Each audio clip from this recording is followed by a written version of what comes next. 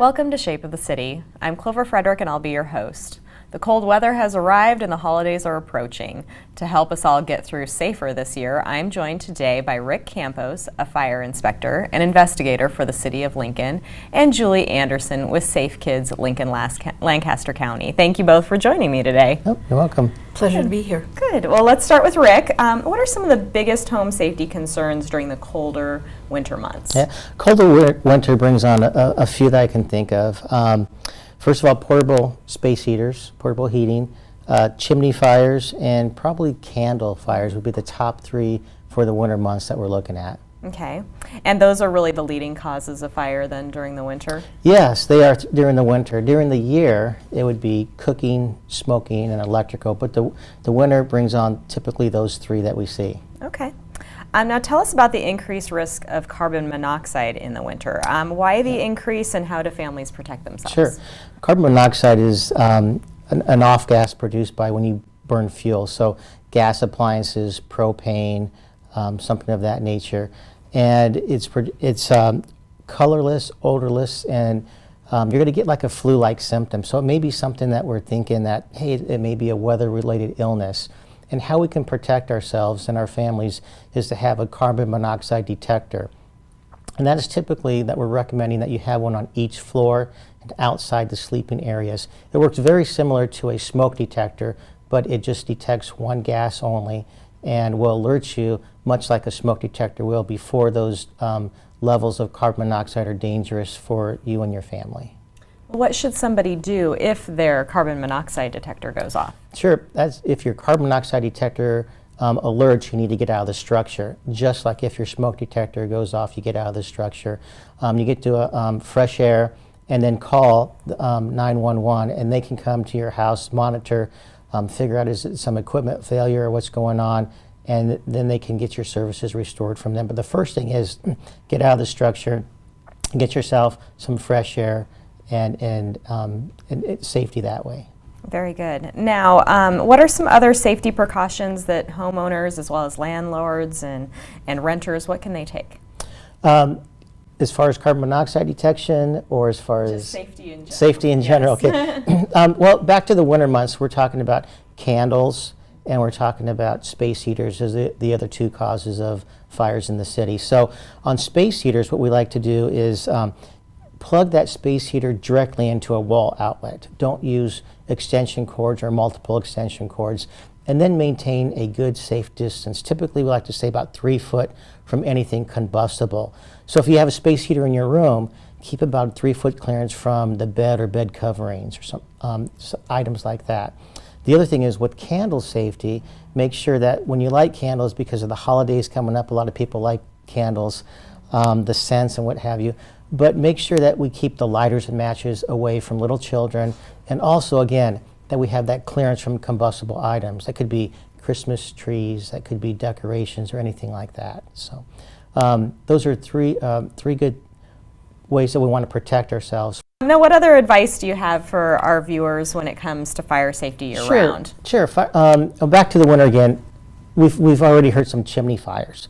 So a lot of people like to use their fireplaces in the wintertime and get that ambiance and also for heating as well. So on the chimney fires, we want to make sure that we at least have that chimney inspected or cleaned once a year, especially if you're doing a lot of burning wood, because that chimney is going to produce some combustible material on the inside that's going to stick to the chimney. And if that's heated up, that could ignite a chimney fire.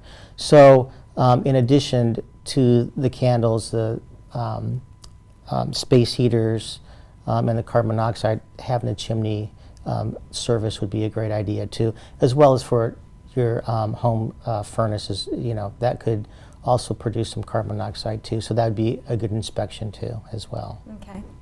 And then the rest of the year, you mentioned smoking and cooking and some other things. What are some precautions that people can take? Yeah, smoking and cooking and electrical are the other three items. So cooking is pretty easy, and that is stay in the kitchen when you're cooking. Most of the kitchen fires we have are unattended, and it's easy to get distracted, you know, on your phone or watching TV, or something comes up with the kids and you leave. So number one, stay in the kitchen when you cook.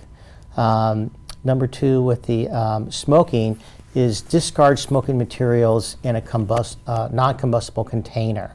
So we've seen cigarettes placed in flower pots or milk jugs and such forth. So make sure it's a non-combustible container, something that's not going to burn.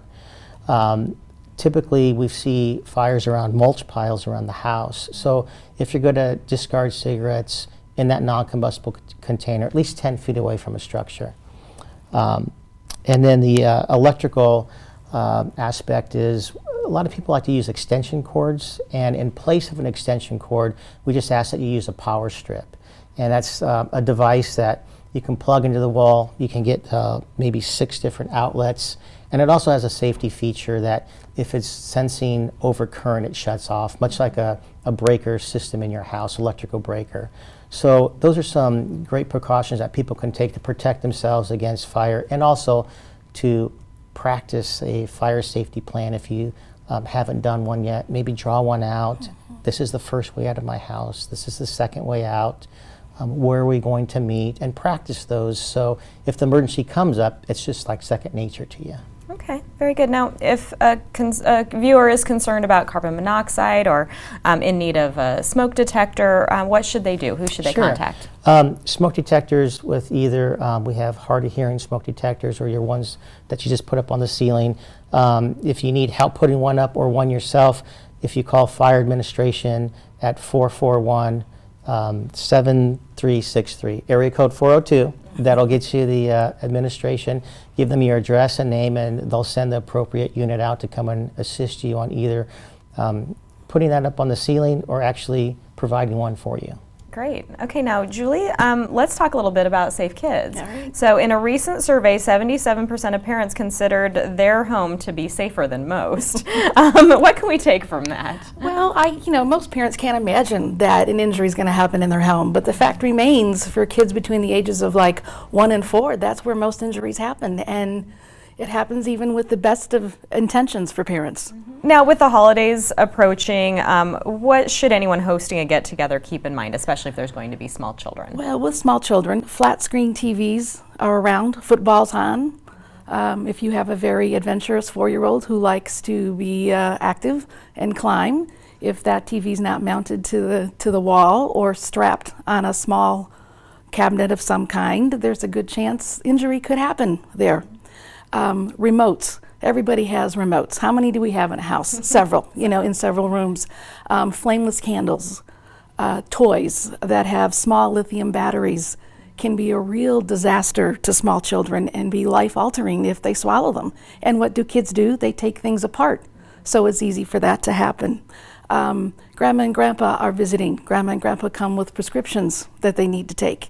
Maybe at home they can leave them on the nightstand. They can leave them on the table because there aren't small people around. If they're around and they're pretty, little kids can, think that they're candy. So there are several things parents can do. Safe Kids has a checklist. They can go to www.safekidslincoln.org, and there's a home safety checklist. It's a good idea for people to kind of peruse that occasionally to see what maybe they can do to protect their kids a little bit more. Yeah, that's a great suggestion. Now, you mentioned lithium batteries. What other sort of gifts that children should get that we might want to be concerned about? Well, certainly age appropriate. Parents are always looking at things like, wouldn't that be cool to have? Really look at the toy that you think you want to buy for your child. Read the instructions. Go online if you have to. Read the instructions, read the warnings. And make sure it's age appropriate. A 3-year-old doesn't need a battery operated remote truck, to play with. And people need to really consider that when they're purchasing gifts. Now, what other safety precautions do you have for us during the winter? Outside, we want kids to play outside. We're talking about physical activity. It's great. It's good to be outside. Dress in layers for sure. We don't get a lot of snow, but it gets cold. So dress in layers, hats and gloves all the time. Make sure the kids come in once in a while for water because they can get dehydrated pretty easily. And certainly sunblock is even needed in the wintertime in Nebraska because the sun can burn you. All right. Well, thank you so much for joining me today and giving us some winter safety tips. I appreciate it. Welcome. Thank you.